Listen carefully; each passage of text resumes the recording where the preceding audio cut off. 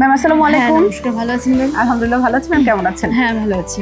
আচ্ছা ম্যাম, জানতে চাচ্ছিলাম মিজান্স কেয়ারের সাথে কতদিন ধরে আছেন? এই ১ বছর আমার হলো। 1 বছর। আচ্ছা, তো জার্নিটা কেমন ছিল? খুবই ভালো।